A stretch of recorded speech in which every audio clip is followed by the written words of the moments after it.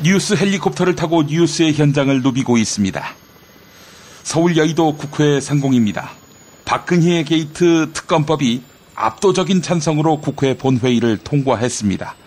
재석 의원 220명 중에 찬성 196명, 반대 10명, 기권 14명인데요. 누가 반대했나 보면요. 최경환, 김진태, 전희경 등 친박 의원뿐이었습니다. 이제 야당은 특검 후보자 둘을 박근혜한테 천거해야 하는데 어쨌든 박근혜는 자기를 수사할 사람에게 자기가 임명장을 줘야 합니다. 박근혜, 세월호 특별조사위원회 조사 활동을 뭉개버렸듯 이번에도 뭉갤 것 같지요? 그런 의미에서 특검이 무당 신기도 있었으면 좋겠습니다. 무당 말은 잘 들을 테니 말입니다. 서울 여의도 KBS 본사 상공입니다. 이길영 전 KBS 이사장. 네, 세월호 참사가 있던 해 2014년 8월 27일 건강상의 이유를 들어서 KBS 이사장직을 사퇴했지요. 자, 그런데 이 사퇴 자의가 아니라 최성준 방송통신위원장 압박 때문이었다고 합니다. 그리고 최성준 위원장은 뉴라이트 인사 이인호 서울대 명예교수를 KBS 이사장으로 내정했지요. 지금 세상을 떠난 김영한 당시 민정수석 메모에서 발견된 내용입니다. 결국 이런 거지요. 세월호 참사 국면에서 KBS 구성원들이 들고 일어나니까 이런 KBS를 통제하기 위해 맹물 이사장을 날린 것 아니냐 하는 의혹입니다. 그래서 그 뒤로 KBS가 하는 일이 공영방송이고 나발이고 정권의 충성함에 있어 최순실의 K스포츠재단, K컬처밸리, 더블루 K와 별 차이가 없었던 거였네요. 네, KBS와 같은 회사라고 해도 어색하지 않겠고요. 정권의 충성을 다하는 친절한 KBS, 카인드 브로드캐스팅 시스템으로 바뀐 이유 알만합니다. 서울 종로구 서울대병원 상공입니다. 경찰이 쏜 물대포에 쓰러져 서울대병원에서 약 1년 동안 투병 생활을 하다가 세상을 떠난 백남기 선생. 이 백남기 선생 사망 진단을 엉뚱하게 작성해 논란의 중심에 섰던 백선하 서울대병원 교수가 신경외과 과장직에서 해임됐습니다. 사실 올해 7월에 연임 발령이 됐는데요. 2년 더 할 수 있었는데 4개월 만에 아웃된 것입니다. 과장직 아웃. 네, 외인사겠지요? 병사가 아니라. 잘렸으니까요. 저는 광고 듣는 사이에 앵커석으로 자리를 옮기겠습니다.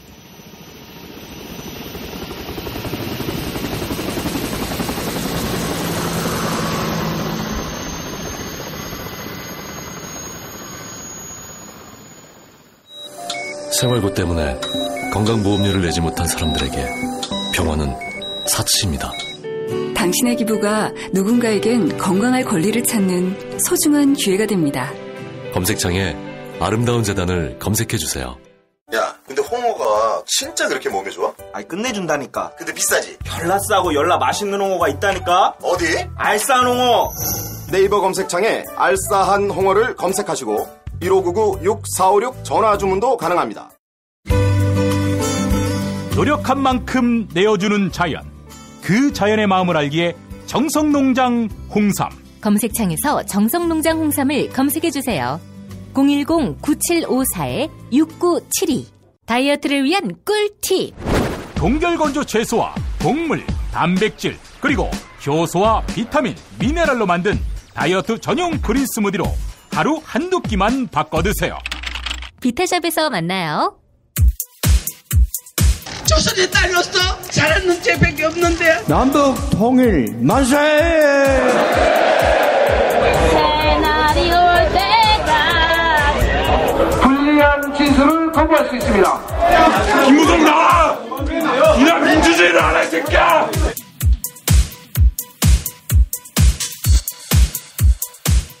뉴스는 현장이다로 이어갑니다. 대통령 박근혜가 어제로 예정됐던 검찰 조사를 거부했지요. 이에 검사 출신인 국민의당 김경진 의원은 박근혜가 스스로 해명할 기회를 박차버린 것이기도 하니 이미 증거도 나올 만큼 나왔겠다. 검찰이 최소한 공범으로 박근혜를 기소할 수 있다. 이렇게 밝혔는데요. MBC 라디오 신동호의 시선집중에 출연한 국민의당 김경진 의원 인터뷰 들어보시겠습니다.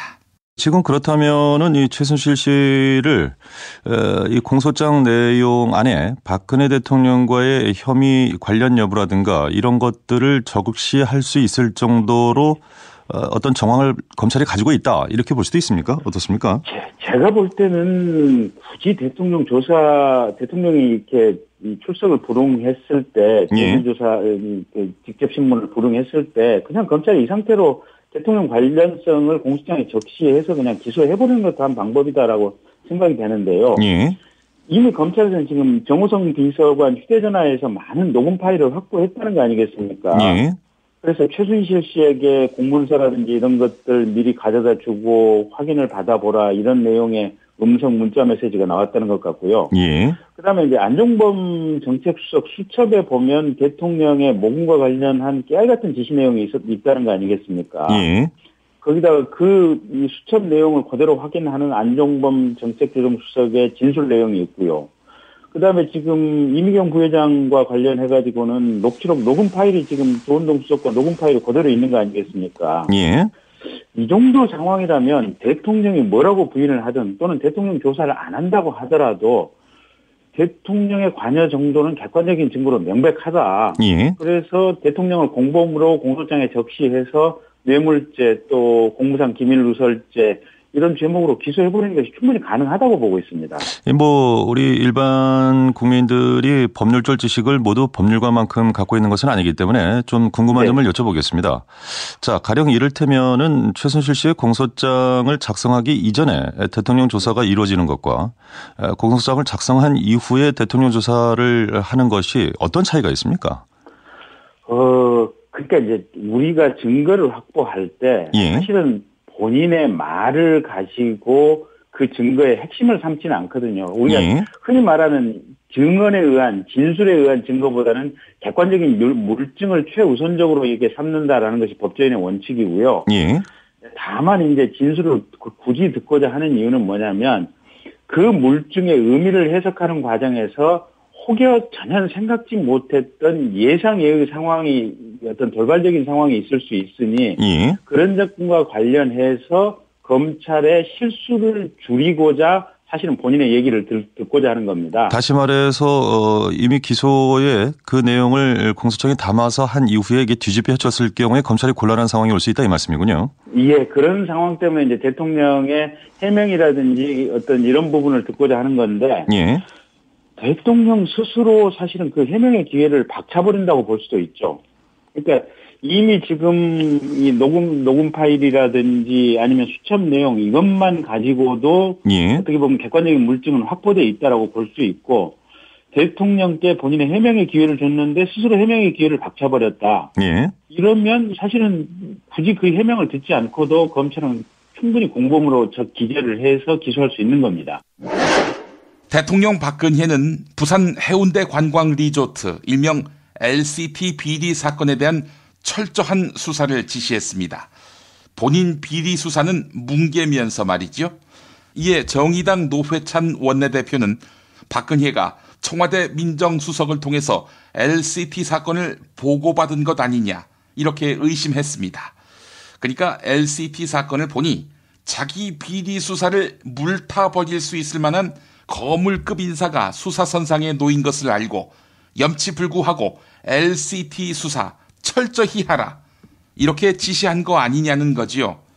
안택은 법무부 검찰국장은 노회찬 의원 질문에 대해 기억이 없다는 궤변을 늘어놓았습니다. 어제 국회 법제사법위원회에서 있었던 정의당 노회찬 원내대표 질문, 김현웅 법무부 장관과 안택은 법무부 검찰국장 답변 들어보시겠습니다. 대통령이 이렇게 지시한 데 대해서 대통령 측근이 관련되어 있는 사건이기 때문에 엄격하게 수사라고 하신 거다라고 말씀하셨습니까?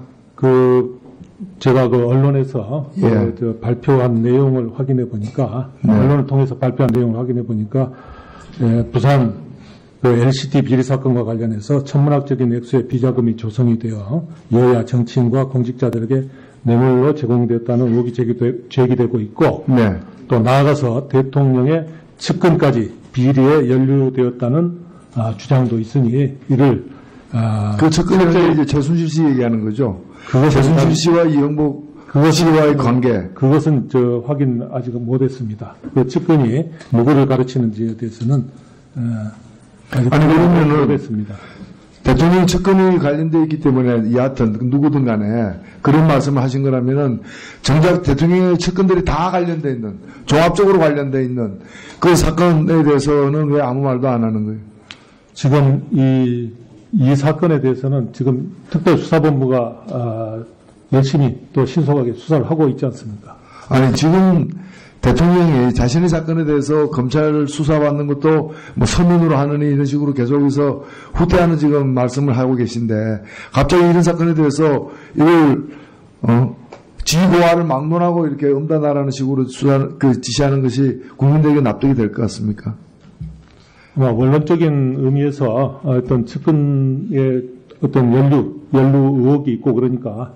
상식적으로 민정수석을 통해서 이 LCT 사건에 대해서 민정수석을 통해서 직접 보고를 받았기 때문에 이런 또 지시를 한 거 아니겠습니까?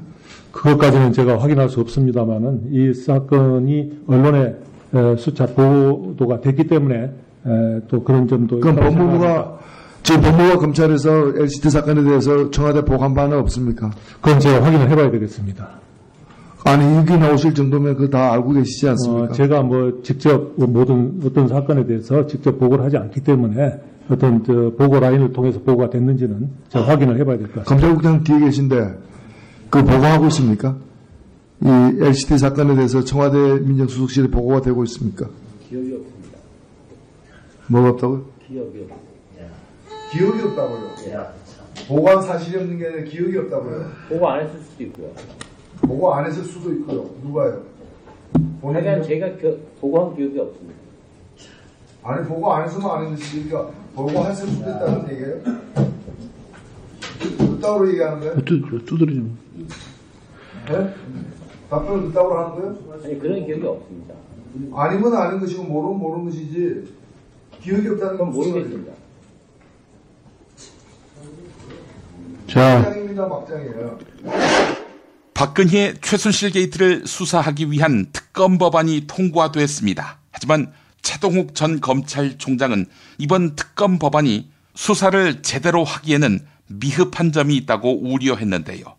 CBS 라디오 김현정의 뉴스쇼에 출연한 최동욱 전 총장 인터뷰 들어보시겠습니다. 한편 야당은 최동욱 전 총장을 특검 후보로 세우지 않기로 했습니다.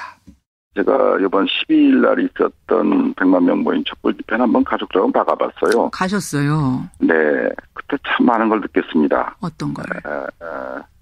그래서 결국 돈과 힘을 가진 사람들은 제멋대로 법을 무시하고 또 선량한 국민들은 또 그래도 나라를 바로 정의를 바로 세워보겠다고 피를 흘렸던 그 대한민국의 슬픈 현대사가 또 반복되는구나. 저도 5.18 사태라든가 이런 거 다 겪었습니다. 60 사태 다 겪은 세대입니다만은. 그렇죠. 그런 그것이 이제 자꾸 떠올랐습니다. 그런 장면들이. 예. 결국 그걸 통해서 이러한 민주헌정 질서가 확립이 됐던 것인데. 예. 이게 또 허물어져가지고 또 국민들이 저 고생들 하시는구나. 굉장히 눈물이 많이 났었습니다. 눈물까지 흘리셨어요? 네. 아니, 그냥 마음속으로 흘리셨다는 게 아니라 정말로 눈물. 실제로요. 국민들이 역시 위대하다는 그런 생각도 해봤고요. 그렇죠. 더욱 이제 제가 더 이제 그런 좀 울컥한 마음 그때 당시에 들었던 이유는. 예. 이 정권 초기에 어쨌든 일을 하다가 제일 신상의 문제로 인해서 대여섯 달 만에 결국 이제 중도에 하차한 제 자신에 대해서 상당히 부끄럽다는 생각을 해봤고요. 아니 부끄럽다는 생각이 드시다니요. 그때 가이드라인 안 따르고 기소해서 그런 건데. 어쨌거나 제1신상의 문제로 외관상 제1신상의 문제로 스스로 사퇴하게 된 것이기 때문에 스스로 물러난 거죠. 그렇죠. 그런 부분 그래서 그래갖고 더 이렇게 나라가 됐을 수도 있겠다 하는 그런 자책감이 들었고요. 그런 생각. 굉장히 부끄럽고 또 국민들한테도 죄송하다는 그런 생각이 드니까 눈물이 더 났던 것 같습니다. 근데 지금 특검이 한 120일 동안 진행이 되게 돼 있어요. 한 40명 정도 수사관이 활동을 하게 되는 건가요? 이 정도면 충분하겠습니까? 여건은? 수사할 여건은? 그 부분에 대해서 참 깜짝 놀랐습니다. 이번에 그 합의안을 보고. 깜짝 놀라셨어요? 왜요? 이렇게 보면 사건의 성격이나 또 관련자들 숫자 또 제기된 의혹의 범위 이런 것들을 종합적으로 판단을 해보면 이게 지금 최소한 검사가 30명 이상은 최소한 돼야 되겠다. 30명 이상은. 지금 몇 명으로 배정이 되는 겁니까? 20명으로. 20명입니까? 검사 20명. 그렇습니다. 간단히 말씀드리면 예를 들면 계좌 추적해야 될 거 아닙니까? 그렇죠. 또 각종 금융자료 이런 거 다 들여다봐야 된단 말이에요. 그렇죠. 그러면 계좌 추적 금융 전문가를 좀 파견을 받아야 됩니다. 수사관들도 있긴 있습니다만은. 그다음에 지금 모든 증거 자료들이 그 디지털 자료 아닙니까? 그럼 디지털 포렌식 팀이 많이 확보가 돼야 돼요. 전문가들이. 분석을 하고 복구하고 그럼 그 전문가 인력이 다 필요한 겁니다. 이 특검이라는 것은 독립된 관청이 생기는 거거든요. 그렇죠. 그럼 독립된 관청이 생기면 거기서 지금 법이 정해준 그 인원 테두리 안에서 죽고 나서 하나 수사를 해야 되는 그런 문제가 있단 말이에요. 도움을 전혀 못 받으니까 검찰의 도움을. 그럼요. 그 도움을 받아서도 안 되고 도움을 받아서도 안 되지 않습니까? 독립적으로 수사를 했으니까. 그러네요. 그 수사기관 도움을 못 받아요. 그러면 이곳이 그 인력 가지고 되겠냐. 턱없이 부족합니까? 그 정도면? 턱없이 부족합니다. 턱도 없습니까? 턱도 없습니다. 정윤회 비선실세 문건을 가장 먼저 보도했던 세계일보는 사장이 교체되고 대주주인 통일교회 계열사가 세무조사를 받는 등의 고초를 겪었습니다. 이에 조한규 당시 세계일보 사장은 그때 청와대로부터 어떤 압박이 들어왔는지 정황들을 증언했는데요. TBS 라디오 김어준의 뉴스 공장에 출연한 조한규 전 사장 인터뷰 들어보시겠습니다. 그렇죠. 제가 기사 쓸 거라고 생각하기 때문에 그건 그렇게는 못하고 어떤 식으로 했나요? 그다음에 저희 통일 세계일보의 이제 대주주가 통일교회 재단이니까 그 재단을 우회적으로 압박을 해가지고 그래서 이제 그 재단에서 이제 저한테 뭐라고 하던가요? 그러니까 이거 좀 우리가 굉장히 어려워진다. 그러니까 당신 자진해서 그만둬라.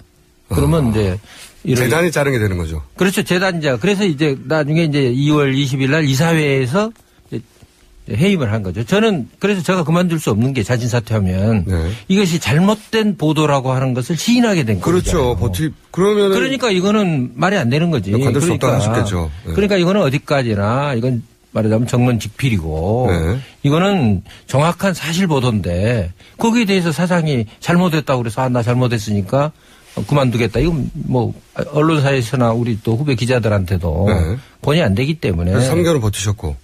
근데 3개월 동안 버텼는데 뭐 그런 과정 중에서 이제 저도 뭐 이렇게 농내장이 와가지고 지금 보시면 저 충혈이 돼 있잖아요. 왼쪽 눈이. 그렇군요. 그러니까 이제 농내장 약을 넣으면 이렇게 하도 괴롭히니까 스트레스 받아가지고.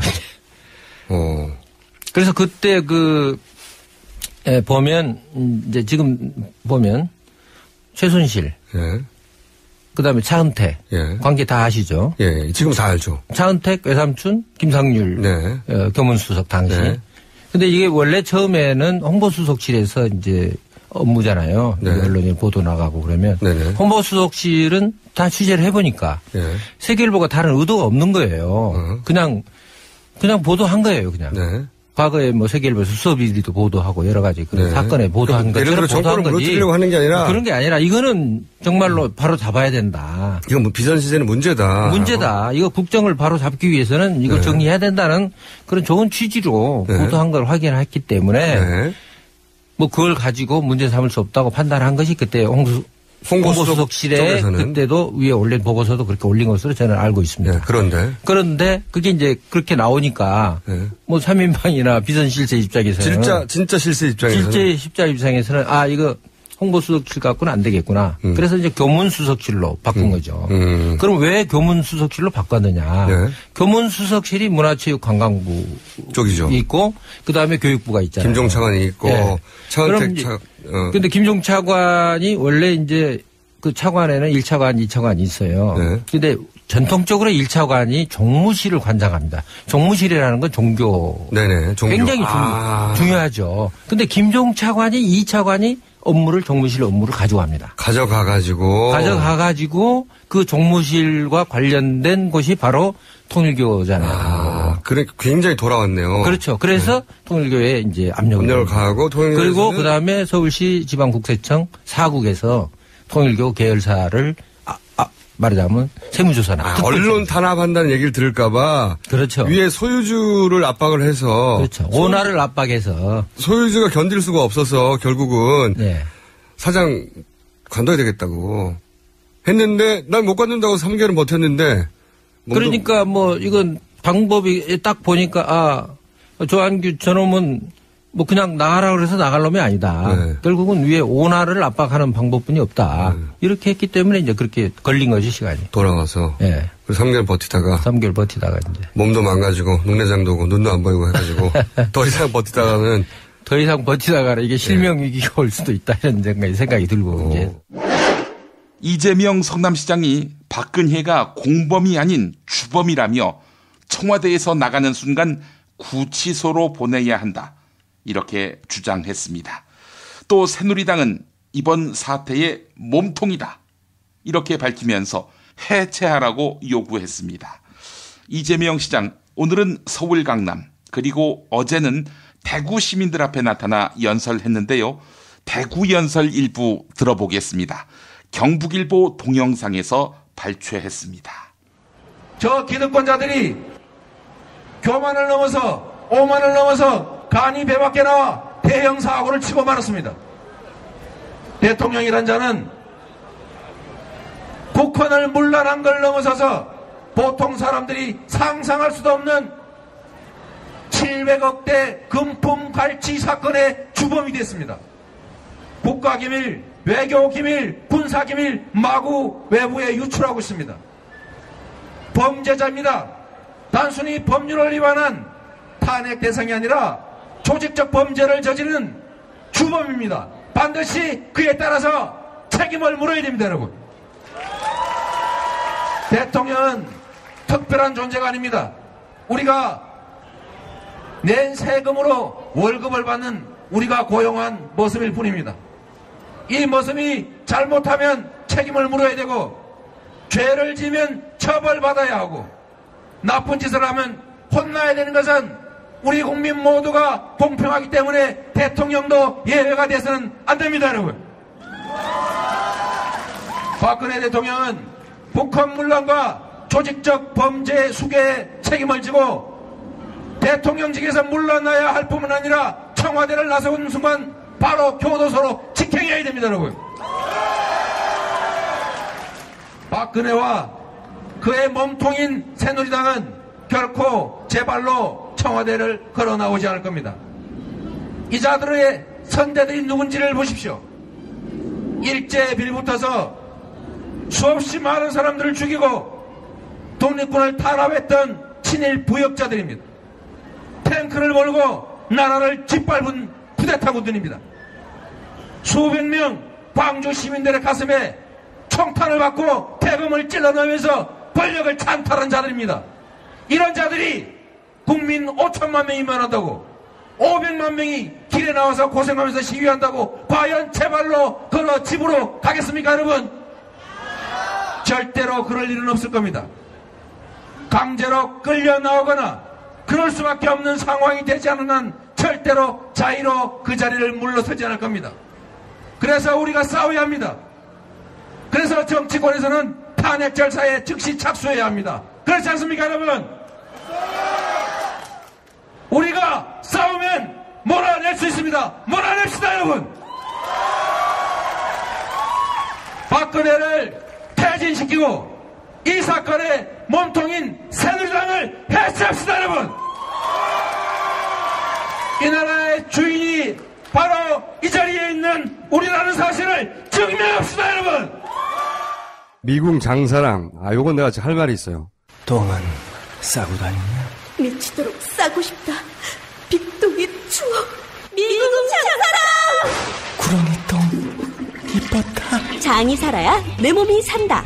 혈중 콜레스테롤 개선과 배변 활동에 도움을 주는 건강기능식품입니다. 빅동의 추억. 미궁 장사랑. 지금 검색창에 미궁 장사랑을 검색하세요. 이건 제가 써보니까 효과가 있는 것 같아요. 남녀노소, 좌파, 우파 모두에게 미궁 장사랑이 빅동의 추억을 찾아드립니다. 지금 검색창에 미궁 장사랑을 검색하세요. 정권 교체를 함께 염원하는 직원들로 똘똘 뭉친 판촉물회사 네피알로 삼행시 갑니다. 내가 아는 사업이나 행사를 PR하기 위한 알짜배기 판촉물 회사. 선물, 기념품, 답례품을 구하신다면 우리 편 회사 네피알을 찾아주세요. 3만 가지가 넘는 물품을 대기해 놓고 있습니다. 네피알로 인터넷 검색창에 입력하시거나 032-519-4800으로 연락주세요. 카카오톡 아이디는 네피알입니다. 팟캐스트 듣고 연락주시면 더 깎아드립니다. 존경하고 사랑하는 국민 여러분, 일산 라페스타에 있는 풍무 양고기, 즉석에서 숯불에 구워먹는 양갈비하고 양꼬치, 이거 맛보시면 다른 걸 찾지 않아요. 게다가 고기 연기를 몽땅 밑으로 뽑아본 게 옷에 냄새도 안 배고 이렇게 맛있고 시설 좋은 양고기집, 고기 못 해봤을걸. 어이 넘버3, 자네도 가봤는가? 그럼요. 무당, 승마선수, 펜싱선수, CF감독, 호빠도 너무 좋아하더라고요. 저도 빨리 하야하고 홀가분하게 먹으러 가야겠어요. 말하자면 031-902-9292. 내 아이에게 물려주고 싶은 건 돈만이 아닙니다. 건강한 몸, 건강한 피부, 건강한 화장품을 물려주고 싶습니다. 수아비스 화장품은 눈에 들어가도, 상처 위에 발라도, 혹은 아이들이 실수로 먹더라도 괜찮아야 한다는 목표로 95% 천연 원료 함유에 도달하기까지 달려왔습니다. 수아비스랩닷컴에서 한 달간 오픈 기념 행사로 100% 페이백 행사를 진행합니다. 구매한 가격만큼 그대로 현금으로 돌려주는 100% 페이백. 부담 없이 수아비스 화장품의 효과를 확인하세요. 포털사이트에서 수아비스 화장품을 검색하세요. 피 튀기며 박학다식을 뽐내는 퀴즈, 피박 퀴즈. 오늘도 무화환 나오셨습니다. 안녕하십니까. 촛불 배후에 좌파 세력이 있다느니 하는 아직도 분위기 파악, 사태 파악이 안 되는 광신 친박 집단과는 DNA부터 다릅니다. 언제나 국민 곁에 있는 새 아저씨, 새저씨, 대권주자 인사드립니다. 광신 친박이라고? 닥치라고! 기회주의 정치, 저희가 끝장내겠습니다. 의리를 아는 정치, 그 중심에선 인사드립니다. 의리를 안다?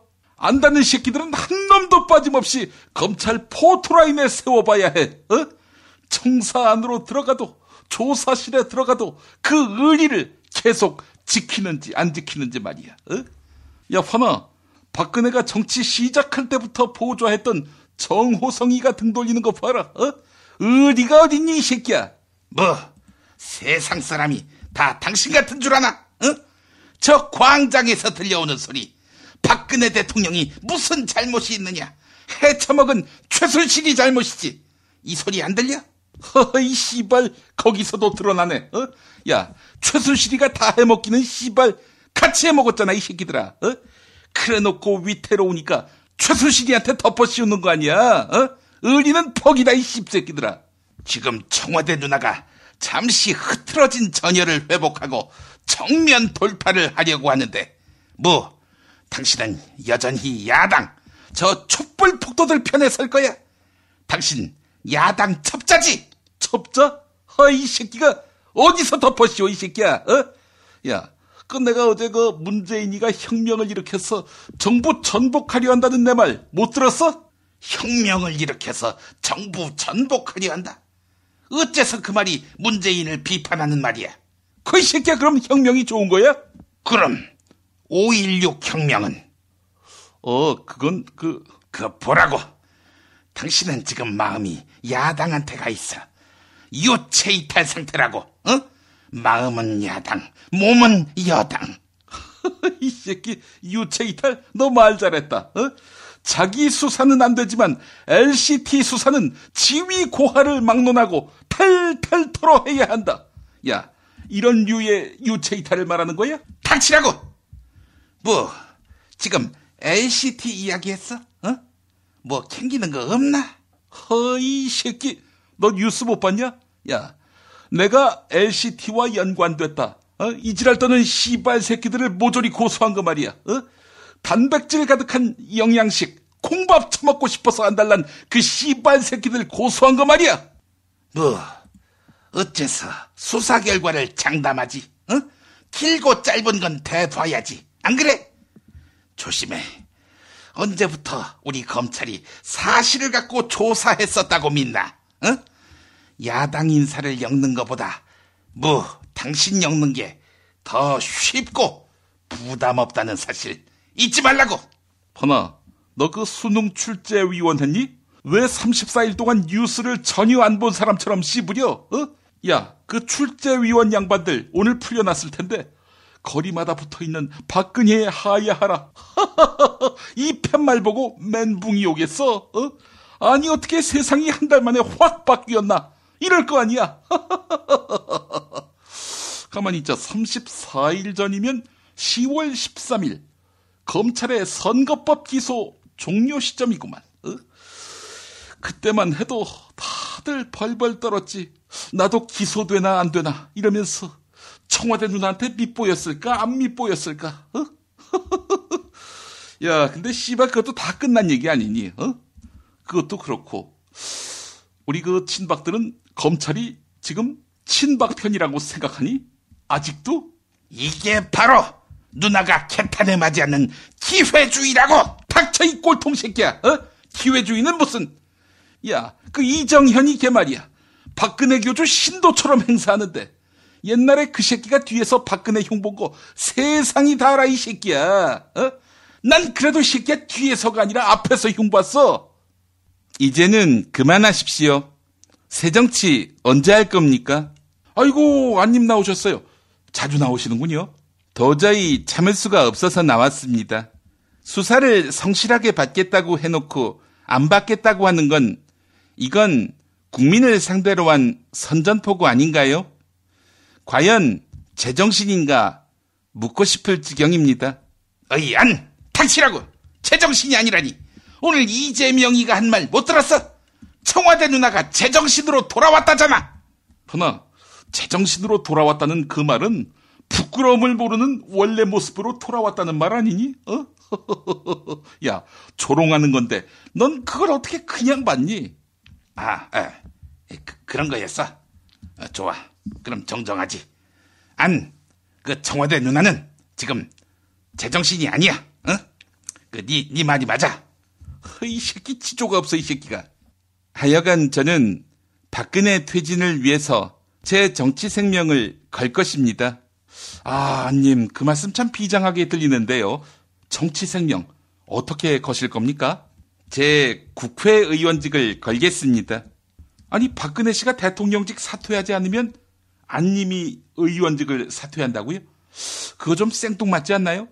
설마 그 박근혜 씨가 안님 보고 의원직 사퇴하지 마십시오. 차라리 제가 한 수 접겠습니다. 이러면서 대통령직을 사퇴할 리가 없잖아요. 그런가요? 그러면 제 안과 의사면허를 걸겠습니다. 결연한 의지시기는 한데 그래도 의사면허 반납한다고 박근혜 씨가 눈 하나 깜짝하겠습니까? 안과 의사면허라도 말이죠. 그런가요? 그러면 제 목숨을 걸겠습니다. 세월호에서 수백 명이 죽어도 눈 하나 깜짝 안 해서 눈 깜빡거리지 않아서 가짜 눈물을 흘렸던 박근혜 씨 아닙니까? 글쎄요, 그러시면 안 되겠습니다만은 만약에 안님께서 돌아가시면 박근혜 씨가 조화 하나 보낼까요? 그러면 어떻게 하라고 이 씹새끼야. 아이고 이게 또 화를 내시고 죄송합니다. 퀴즈 문제 내주시죠. 퀴즈 문제 내겠습니다. 2017학년도 대학 수학능력시험 국어, 수학, 영어 영역 모두 지난해보다 다소 어려웠던 것으로 분석됐습니다. 오늘은 수능 국어 문제에서 예문으로 제시됐던 박시전에 대한 문제 드리겠습니다. 실제 전쟁에서는 졌지만 진 것을 인정하기 싫은 백성들의 마음을 다독이고자 잊지도 않은 전투 승리 신화를 만들어낸 게 박시전인데요. 이 박시전은 어떤 역사적 사건, 즉 어떤 전쟁을 배경으로 한 작품일까요? 예, 정답! 네, 환님 빨랐습니다. 정답은요? 이 박시전! 이러면 다 나왔지. 정답은 박근혜 2012년 대선전. 그때는 이겼잖아요, 박씨가. 예, 사실 졌지. 근데 부정선거를 해서 승부를 뒤집은 거 아니야. 이 새끼. 야, 그 비밀을 얘기하면 어떡하니? 서회자 정답 받아가라. 네, 정답은요? 이 전쟁은 패전한 전쟁이지? 그렇습니다. 스디슨 패전을 배경으로 한 작품이지요? 정답은 범죄와의 전쟁. 범죄와의 전쟁이 뭡니까? 야, 범죄자가 대통령을 하는데 범죄와의 전쟁에서 이긴 거니? 진 거지, 이 새끼야. 닥치라고! 야, 환아, 닥치라는 얘기는 검찰한테 가서 얘기해, 이 새끼야. 닥치라는 얘기. 네, 오늘도 정답은 애청자 여러분의 몫이네요. 유전자 변형 곡물, 화학 첨가물 전혀 없는 별을 따다 구운 과자. 세상에서 가장 맛있는 김치, 이담채 김치 드리겠습니다. 피바 퀴즈 마칩니다.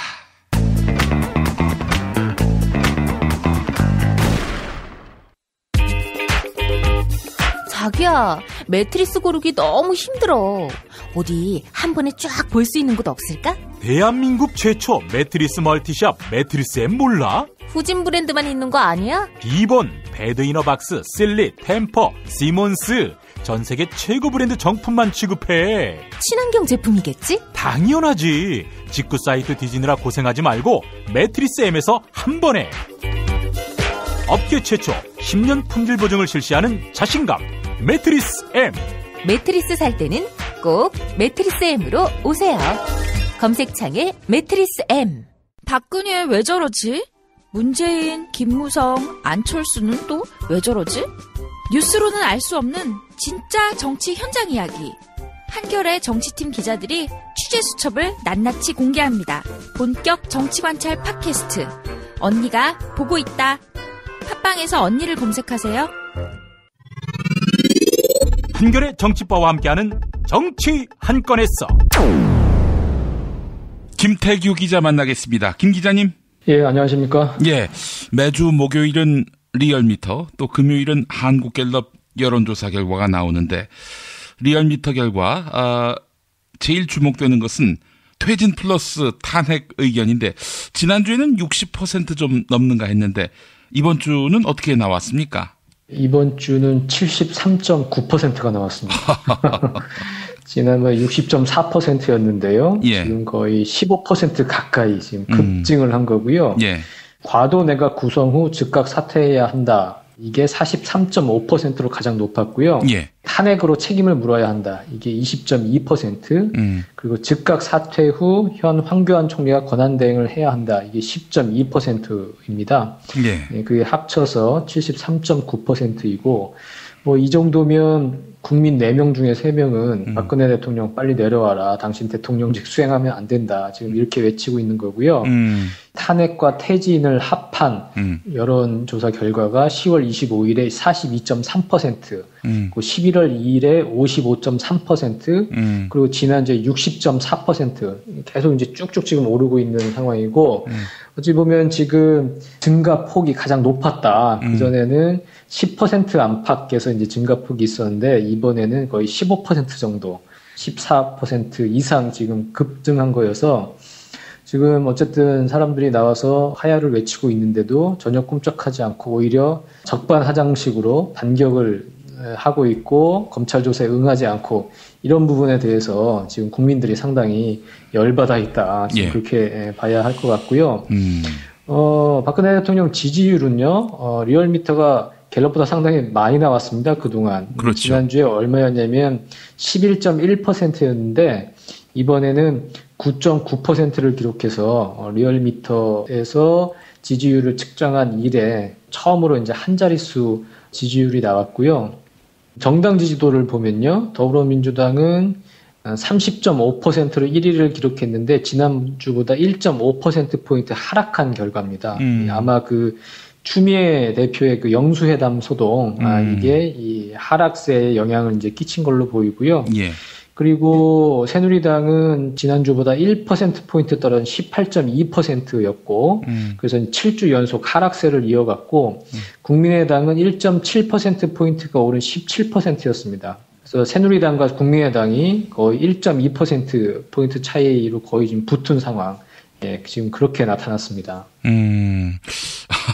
이거 뭐, 이 정도면은 뭐, 국정 운영을 위한 기본적인 지지 기반이라고 해야 할까요?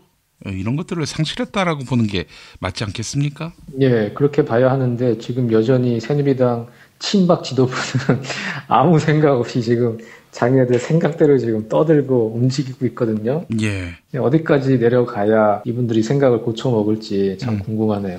어버이연합에서 추선희 사무총장, 이 사람이 이런 말을 했더군요.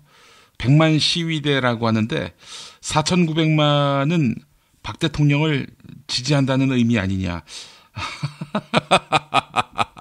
참 산수는 잘하시네요. 네.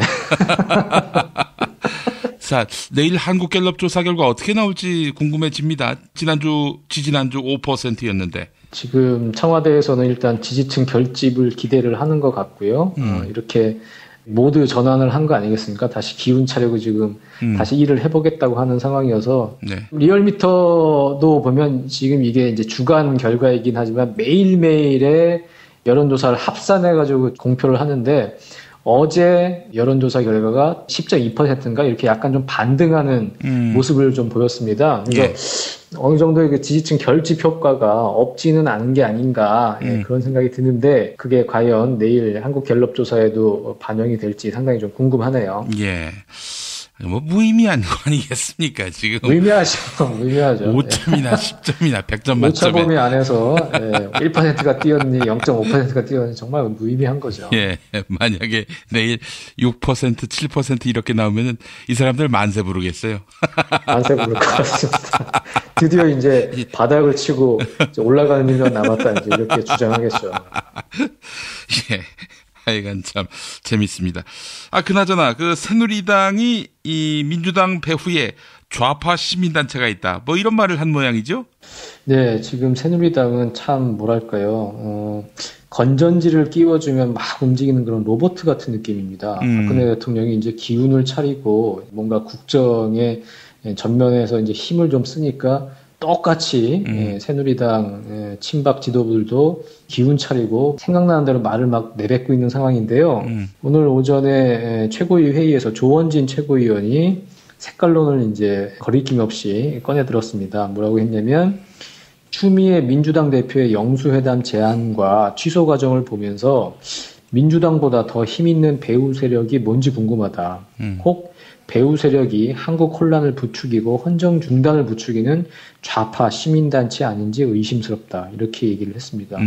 여기서 말하는 좌파 시민단체가 도대체 어딘지도 모르겠고 만약 그거라면 저는 새누리당에 묻고 싶은데 그러면 새누리당의 배후는 어버이연합과 박사모입니까? 그렇게 한번 묻고 싶고요. 그러면서 이런 얘기도 했습니다. 지금 야당에서 박근혜 대통령 퇴진 운동을 하는데 이게 사전선거 운동이다. 이런 황당한 논리를 폈습니다. 예. 결국 조기 대선을 얘기하는데 그 대선에서의 자기들을 뽑아달라는 사전선거 운동 아니냐 이 주장이죠. 예. 뭐라고 얘기를 했냐면 문재인은 박 대통령이 조건 없는 퇴진을 선언하기 전까지 국민과 전국적 퇴진 운동에 나서겠다고 했는데 이는 분명 사전선거 운동이다.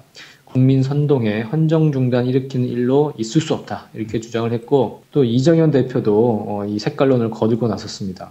뭐라고 얘기했냐면 헌법에 대통령의 지위와 권한을 가진 분을 여론 선동을 통해 끌어내리겠다는 건 헌법에 의한 재판이 아니라 인민재판이다.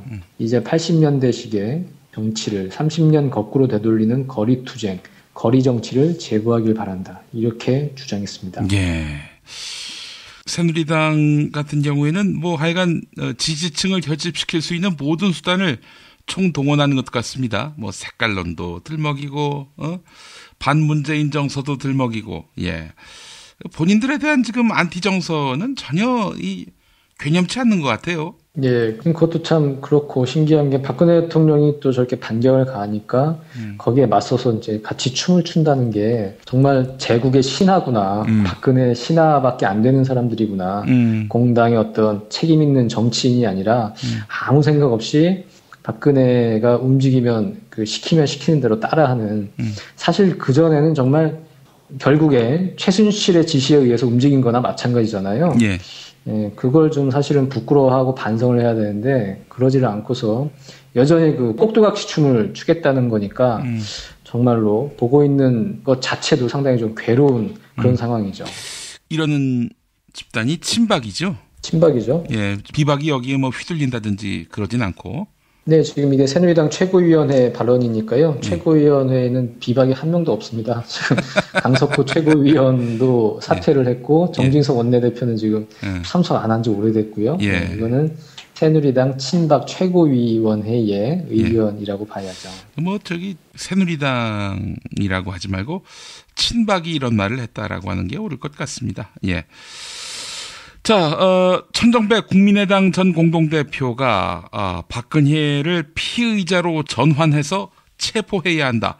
이거 상당히 강도 높은 발언을 했네요. 예, 그렇습니다. 천정배 의원은 참여정부에서 법무장관을 지내기도 했죠. 예. 이제 변호사 출신인데 오늘 오전에 열린 비상대책위원회 연석회의에서 이런 얘기를 했습니다. 박근혜 대통령은 범죄 혐의로 봐도 주범 중에서도 가장 주도적인 역할을 한 주범이다. 근데 왜 검찰이 참고인이라고 하는지 모르겠다. 빨리 검찰이 입건을 하고 피의자로 처리를 해서 체포를 시도해야 한다. 이렇게 얘기를 했습니다. 예. 그러니까 참고인 같은 경우에는 강제 수사를 할 수는 없지만 지금 나오는 여러 가지 확인된 사실만 봐도 피의자다 이미. 그렇기 때문에 박근혜의 신분을 참고인에서 피의자로 전환을 해서 체포를 해서 조사를 해야 된다. 지금 이 주장이고요. 저는 이렇게 얘기를 했습니다. 헌법에 대통령은 소추, 즉 기소를 받지 않는 것뿐이지 수사가 불가능하다고 볼 이유가 전혀 없다. 수사는 언제든지 가장 신속하게 진행돼야만 진실을 발견할 수 있다. 체포영장을 신청해 체포하든 법에 따라 긴급 체포를 하든 강력한 검찰 수사를 촉구한다. 이렇게 주장했습니다. 글쎄요. 어떻습니까? 이게 실현 가능성이 있는 이야기입니까? 실현 가능성은 뭐 떨어진다고 해도 100번, 1000번 옳은 말씀이고요. 정말로 김순환 검찰총장이나 검찰이 한번 꼭지가 돌면 할 수 있는 방법이긴 하죠. 체포영장 청구할 수 있고요. 법원이 뭐 심사를 하겠죠. 법원이 만약에 발부를 하면 발부 받으면 되고 체포영장을 발부받았다고 해서 그거를 다 집행을 하는 건 아니거든요. 그 체포영장을 발부받았으면 그걸 가지고 청와대 박근혜를 압박할 수 있죠. 우리 체포영장까지 발부받았다. 당신은 지금 피의자다. 지금 빨리 나와서 조사받을래? 아니면 우리가 체포하러 갈까? 법률적으로는 가능한 얘기입니다. 근데 영화 속에서는 가능할 것 같긴 한데 어쨌든 지금 그런 식으로 검찰 수사를 피하고 뭉개려고 하고 있는 박근혜 대통령을 압박해야 한다. 그런 취지라고 봐야겠죠. 예. 그렇군요. 자, 여기에 더해서 이재명 성남시장 헌법재판소가 탄핵안이 올라왔을 때 기각을 못할 것이다. 이분은 애초부터 이 탄핵으로 가야 한다. 이런 입장이었죠. 예, 그렇습니다. 이재명 성남시장 오늘 라디오 인터뷰에서 이렇게 얘기를 했습니다. 노무현 대통령 때 생각을 자꾸 하는데 그때는 말도 안 되는 사유 때문이었고 그리고 당시에 탄핵은 국민이 원하지 않는 걸 강제하다가 역풍을 맞은 거다. 그러니까 지금 탄핵을 걱정하는 많은 분들이 그때 이제 기억을 떠올리면서 조심해야 한다, 신중해야 한다 그렇게 얘기하지 않습니까? 예. 근데 이제 그때와 지금 상황은 너무나 다르다 이 얘기를 하고 있는 거죠. 이재명 시장은. 그러면서 지금은 사유가 일반인들은 꿈도 못 꿀 중범죄를 저질렀다는 거다 대통령이. 그렇기 때문에 탄핵이 압도적인 국민의 뜻이고 이것은 역풍이 아니라 순풍이다. 이렇게 얘기를 했고요. 그렇기 때문에 헌법재판소가 이 탄핵안을 받으면 절대로 기각을 하지 못할 거다. 이렇게 이제 내다본 것이고요. 예. 그러면서 이재명 시장은 박근혜 대통령이 자진 사퇴를 죽어도 안 할 것이기 때문에 정치권에서는 퇴진 촉구와 함께 탄핵을 병행 추진해야 한다고 이제 주장을 했습니다. 박근혜 대통령을 끌어내리기 위해서 할 수 있는 건 다 해야 한다는 거고, 그게 국민이 국회에 맡긴 의무라는 거죠. 그러면서 지금의 이제 야당에 좀 쓴소리를 했습니다. 뭐라고 얘기를 했냐면, 국민들이 야권에 대해서 약간 실망하는 이유는 왜 안 하냐는 거다. 국민이 거기다 모든 걸 맡기고 가겠다는 게 아니라 같이 싸우겠다는 거고, 그렇게 되면 국회가 오히려 힘을 받는 거다. 그러니까 계산하지 말고 국민이 뭘 원하는지를 판단한 다음에 국민 뜻에 따라 움직이는 것이 정치인이 해야 할 일이다. 이렇게 덧붙였습니다. 예. 이재명 시장 요즘 잘 나가요, 아주. 정말로 국민들이 바라는 게 뭔지 그것을 정확히 알고 있고 앞으로가 더 기대되는 정치인인 것 같습니다. 예. 안철수 전 공동대표를 앞지르는 여론조사도 나왔는데 이에 대해서 언젠간 앞지를 줄 알았는데 이렇게 앞당겨질 줄은 몰랐다. 이런 말을 해서 더 눈길을 끌었습니다. 예. 3강이에요, 3강, 현재. 네, 그렇죠. 예. 네. 하여간 이 중대 국면에서 민심의 바다에 뛰어든 가장 우선된 정치인이다 보니까, 또 여기에 또 반향을 사고 있는 것 같다는 생각이 들고요. 예. 알겠습니다. 김태규 기자님 말씀 잘 들었습니다. 예, 감사합니다. 정말 맛있다. 이 말 한마디면 모든 게 설명됩니다. 30년 전통 자연의 이로움을 담은 김치, 이담채 김치. 1544-4586 1544-4586 술자리 많은 요즘 3차까지 달린 당신을 위한 필수품 전창걸의 새싹 땅콩차. 이제 속쓰림은 잊으세요. 070-8635-1288 070-8635-1288 참치의 맛은 좋은 참치가 좌우합니다. 구이동 대양 참치가 그렇습니다. 무한 리필에 더한 무한 감동. 직접 경험해보세요. 구이동 대양 참치 02455-8087 3D 실물 피규어 그리고 수공예품을 제작해드리는 전문 쇼핑몰 메이드 바이어스. 사진만 보내주세요. 나만의 피규어를 제작해드립니다. madebias.co.kr을 입력하세요. 뉴스가 쉽다. 뉴스가 즐겁다. 뉴스가 알차다. 왜냐고요? 김용민 브리핑이니까요. 일부에서 주장하는 방송 장악은 그것을 할 의도도 전혀 없고 법적으로도 불가능합니다. 우리 공동체가 꼭 알아야 할 뉴스. 여러분의 뉴스 보좌관 김용민이 챙겨드립니다.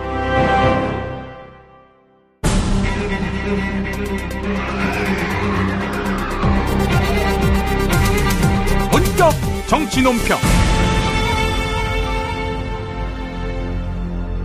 영화평론가 최광희 선생 만나겠습니다. 최광희 선생님? 네, 안녕하세요. 예, 참 영화 같은 세상입니다. 네, 영화 같은 세상이죠. 지난 주말에 저 광화문에 나갔거든요. 예. 87년 분쟁 버금가는 많은 시민들이 나온 걸 보고 좀 감격했는데요. 예. 지금 뭐 영화 같은 상황이 이제 벌어지고 있고 말도 안 되는 상황들이 계속해서 이어지고 있는데 그러면서 반대급부적으로 120만 명이 넘는 시민들이 한 자리에 광화문에 모인 촛불의 힘을 파견했을 때 어떻게 보면 또 민주주의의 가치 이런 것들에 대해서 다시 한번 이제 생각해 볼 수 있는 계기가 되고 있는 것 같아요. 예. 그래서 오늘은 민주주의를 어떻게 지켜왔고 전환점이 된 사건들을 떠올리게 만드는 그 실화를 다룬 영화들을 좀 몇 편 소개해 드릴까 합니다. 제일 처음에 소개해드릴 영화는 서프로젝트라고 하는 영화인데요. 예. 서프로젝트라는 말 뜻은 여성 참정권 활동가들을 일컫는 말입니다. 예. 영국과 미국에서 주로 활동을 했는데요. 그 민주주의라는 건 사실 완성됐다는 표현이 좀 어울리지 않는 것 같아요. 그렇죠. 예. 만들어 나가는 체제다 이렇게 보는 것 같은데 계속 보면은 그 프랑스 혁명도 나중에 왕정 복고가 됐다가 또 공화정으로 갔다가 이런 식으로 엎치락뒤치락 하지 않습니까? 예. 그래서 일단 근대적인 민주주의가 정착되기까지는 서구에서도 100년 이상의 역사가 걸렸다는 점, 그런 점을 생각해 보면 해방 이후에 우리나라 민주주의 역사는 반세기 동안 정말 괄목할 만한 성장을 했다. 저는 그렇게 보거든요. 서구에서도 민주주의가 이렇게 해서 뿌리내렸다라는 것을 끊임없이 국민들에게 또는 시민들에게 상기시켜주는 그런 영화들이 나오고 있습니다. 서프라제트도 그런 영화인데요. 기본적으로 우리는 이제 선거권과 피선거권을 갖지 않습니까? 모든 사람들에게 평등하게. 예. 그런 참정권이 처음부터 모든 사람들에게 다 평등하게 주어졌던 건 아니었죠.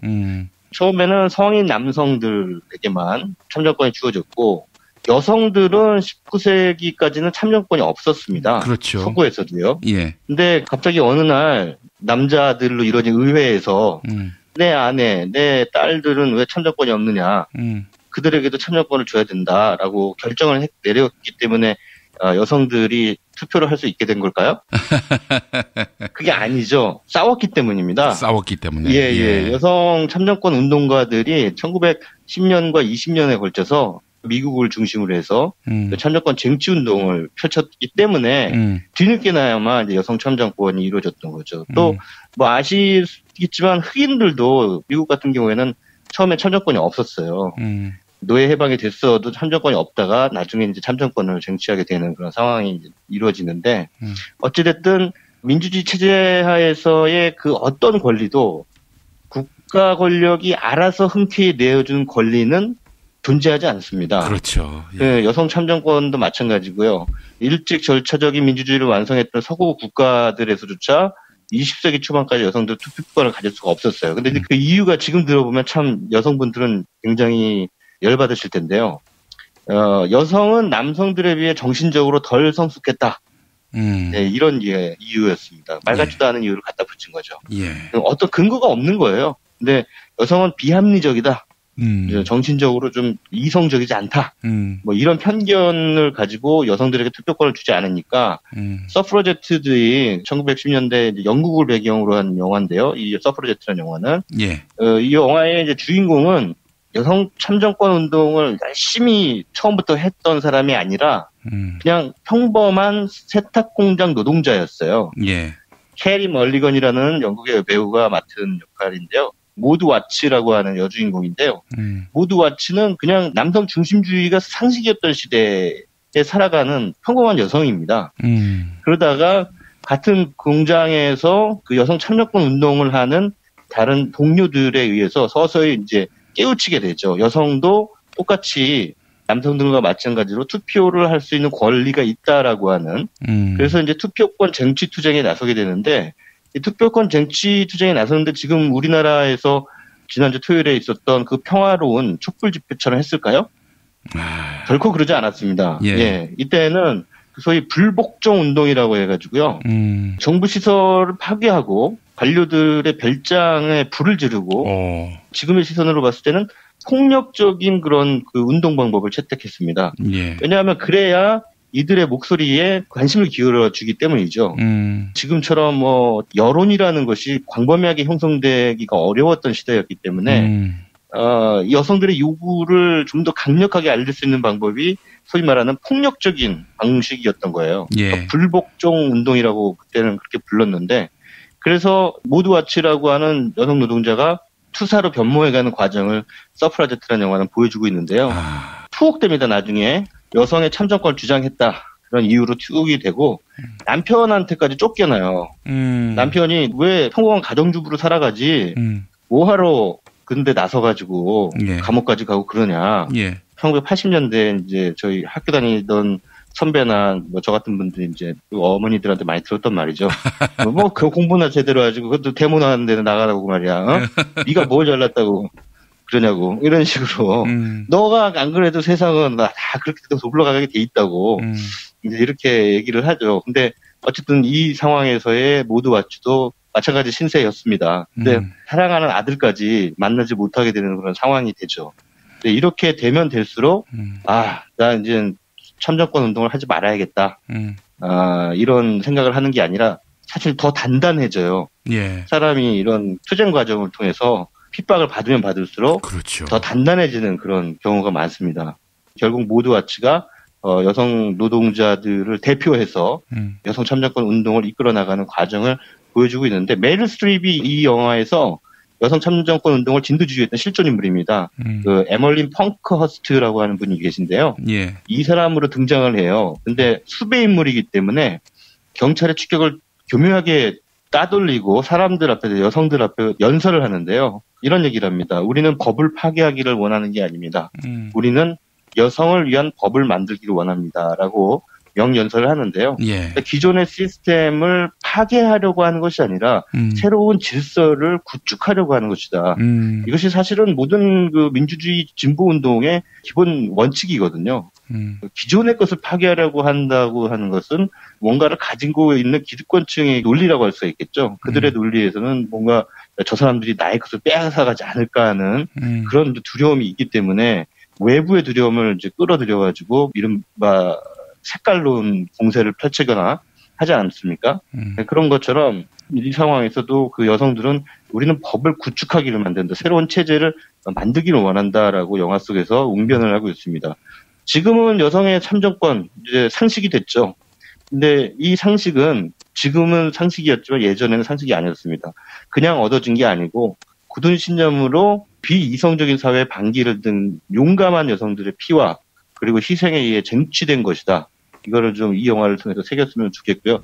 특히나 무엇보다 이 여성 참정권을 얻기 위해 나서서 싸웠던 대부분이 귀족 부인이 아니었어요. 예. 가난한 여성 노동자들이었습니다. 그것을 이 영화는 확인시켜줍니다. 역설적으로 어떻게 보면 이런 영화가 끊임없이 만들어진다는 것 자체가 서구 민주주의가 그나마 우리보다는 좀 진보돼 있다, 발전돼 있다라는 것을 보여주는 역설적 반증이라고 할 수가 있겠죠. 예. 이게 사실 이렇게 뭔가 시대 문제에 눈을 뜨고, 그렇게 해서 사회 활동에 참여하면서 또 다른 자아를 만난다는 느낌이 들어요. 그러면서 자긍심이 생기고요. 그러니까 이쪽에 그 한 발을 디디고 나서 쉽게 또 변절하기는 쉽지 않거든요. 그 서 프로젝트를 보니까 그런 맥락이 좀 읽혀지는 것 같습니다. 예, 그렇습니다. 그래서 지금 전국이 어떻게 흘러갈지는 잘 모르겠습니다만 이 서 프로젝트라는 영화를 통해서 결국은 민주주의는 주어지는 것이 아니라 쟁취하는 것이다 라는 것을 우리가 다시 새기고, 지금 상황 속에서 조금 더 힘을 내서 지난 토요일과 같은 어떤 감동적인 국민들의 물결이 앞으로도 계속 이어졌으면 좋겠습니다. 그리고 예. 꼭 승리했으면 좋겠습니다. 예. 아니, 우리 최강희 평론가님 페이스북에 남기신 글도 있는데, 그 비폭력 평화 시위라는 담론, 이 담론에 대해서 좀 이견을 제시하셨어요. 어떤 내용입니까?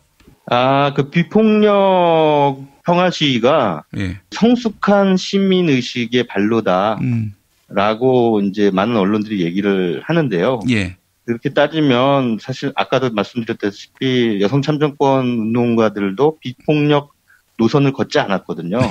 그러니까 폭력을 부추기자고 했던 말은 아니고요.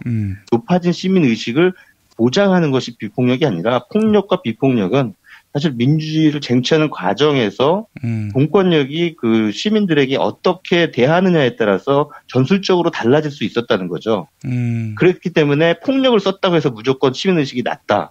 폭력을 안 썼다고 해서 시민의식이 높다. 이렇게 얘기하는 것은 단순한 이분법에 그치는 거고, 공권력이 만약에 뭐 최루탄을 쏜다거나 무슨 물대포를 쏜다든가 할 때 그냥 맞고만 있는 것이 그냥 과연 바람직한가라고 하는데, 그런 맥락에서의 문제제기였습니다. 예. 알아들을 분들은 다 알아들으셨을 것 같습니다. 예, 예. 최강희 평론가님 오늘 영화 소개 감사합니다. 네, 고맙습니다. 생활인을 위한 꿀팁. 집 두 채에 월 10,000원 화재보험 카페. 화재 배상, 심지어 도난 피해까지. 여기에 더해 가전제품 고장 수리비까지. 우와, 우리 집 말고 부모님 집까지 두 집에 월 10,000원이라고요? 식당, 노래방, 임용실 같은 상가와 숙박업소, 사무실, 공장, 창고, 목조주택까지 모든 업종의 화재보험과 배상책임보험도 상담해드립니다. 02849-9730 연중무휴라 언제든 02849-9730. 지금처럼 사는 게 싫습니까? 전복을 원하십니까? 그렇다면 와우 전복을 드십시오. 와우! 전복을 먹으면 입맛 잃고 무기력했던 삶이 전복되고 시름시름하던 몸 상태가 전복됩니다. 답답하십니까? 전복하세요. 100% 완도에서 잡은 전복 중에 전복. 와우 전복. 한 번 맛보면 또 찾게 되는 와우 전복. 네이버에서 와우 전복, 전화번호는 010-2443-0818.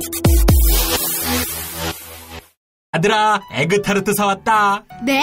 에그타르트가 뭐예요? 계란빵. 근데 정말 맛있어. 먹어봐. 그럼 먹어볼게요. 와, 정말 맛있어요. 그치, 맛있지? 아빠, 이거 어디서 샀어요? 응, 일산 현대백화점과 함께 있는 레이킨스몰에서 샀지. 영화도 보고 쇼핑도 하고 에그타르트도 먹고 커피도 딱 내 스타일이야. 타르트팜 킨텍스점, 일산 레이킨스몰 154호, 일산 전지역 배달 가능하고 돌잔치, 결혼식 등 답례품에도 에그타르트 정말 좋습니다. 단 수도권만 배송 가능해요. 문의전화 031-923-2995. 검색창에 타르트팜 킨텍스점. 6살 하늘이 밥을 잘 안 먹어요. 그런데 이때 택배입니다. 연지연 곰탕이 배달됐어요. 직접 도끼로 팬 장작불 위에 한우 사골과 도가니를 가마솥에 한가득 넣고 24시간 끓인 진구. 연지연 곰탕이 하늘이 입에 들어가는 순간, 아, 맛있다. 엄마 한 그릇 더 주세요. 조미료 같은 첨가물이 전혀 들어가지 않아 엄마의 기쁨은 더하답니다. 7팩 이상 무료 배송합니다.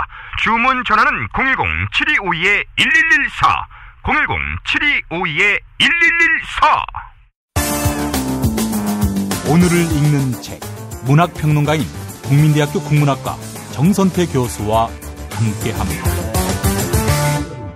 정선태 교수님과 함께하겠습니다. 교수님? 네, 안녕하세요. 예, 교수님 벌써 목요일입니다. 모레면 토요일이고요. 네, 제가 여러 차례 말씀드렸지만은 저 사람들이 호락호락 물러나지 않을 거라고 했죠. 예. 막판에 몰려서 온갖 폐악질들을 다 할 겁니다. 지금 그런 것 같습니다. 네, 이제 시작인 것 같고요. 예.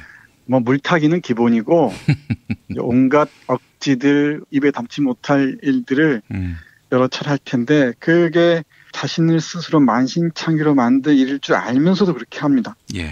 본능적으로 심각한 위기라는 걸 알고 있는 거라고 말할 수 있겠죠. 또 말씀드립니다만 우리가 잠시 또 물러서는 척, 이해하는 척, 동정하는 척 하는 순간 바로 되물릴 겁니다.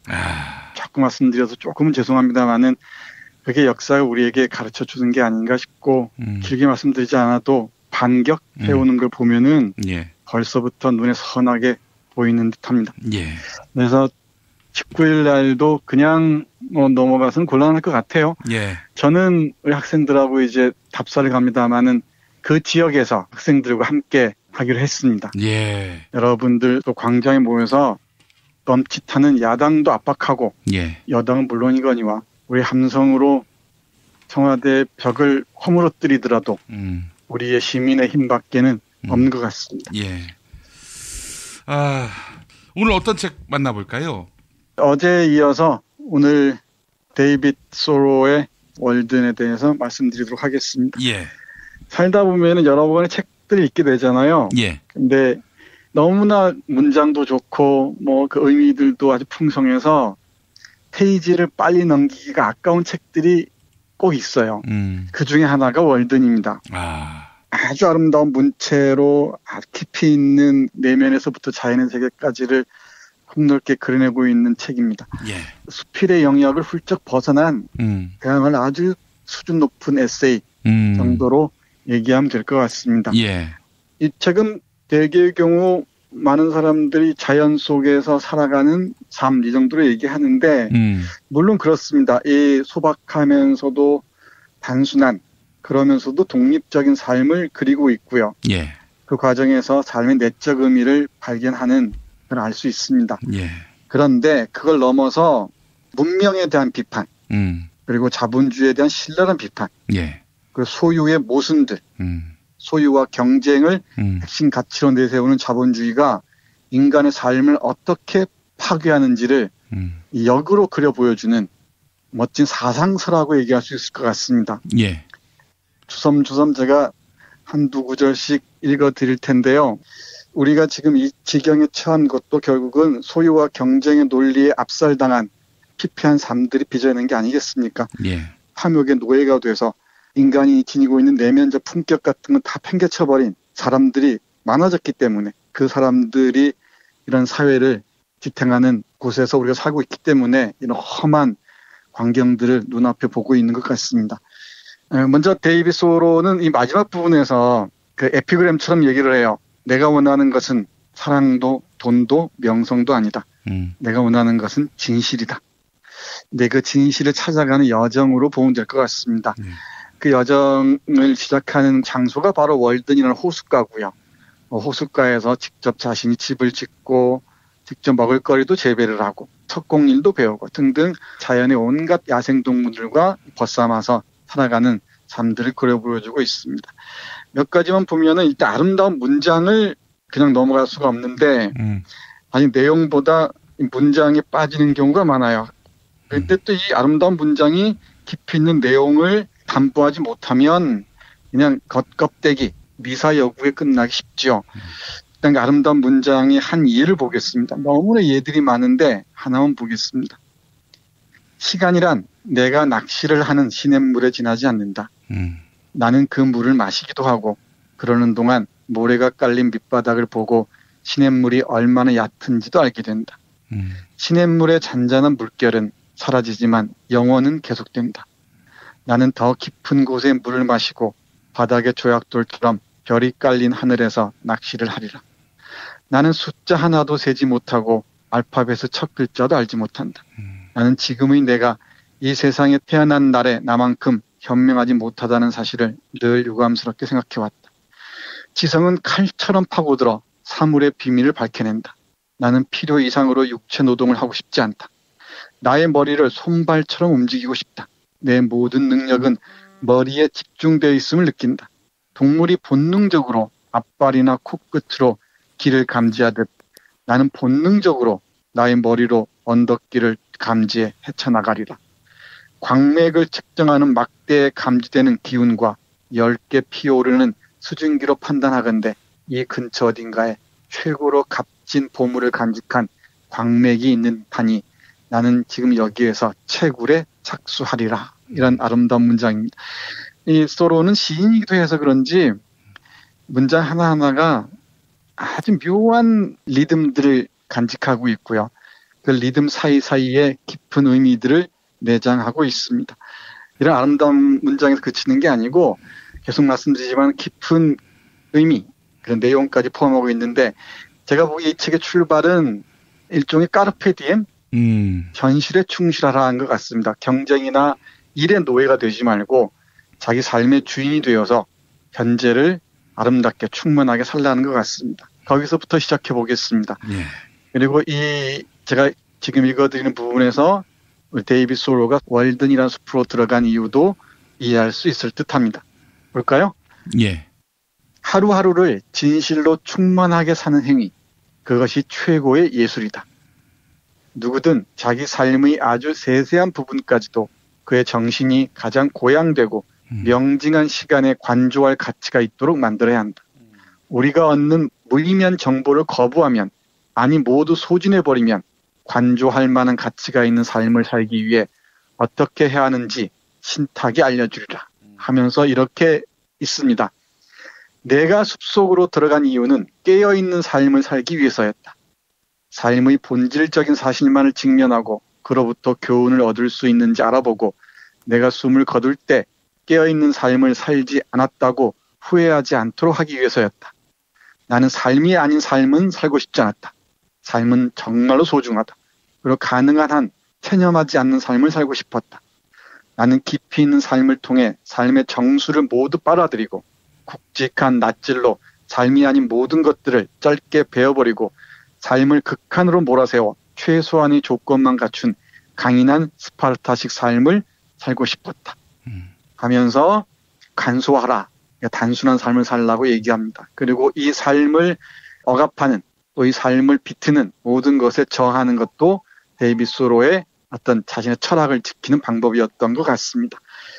우리 데이빗 소로의 자산 중에 하나가 이제 독서이기도 하고요. 고독이기도 했는데 요즘 우리 청취자 여러분들도 그렇겠지만 저도 편안하게 앉아서 책을 읽기가 참 어렵습니다. 예.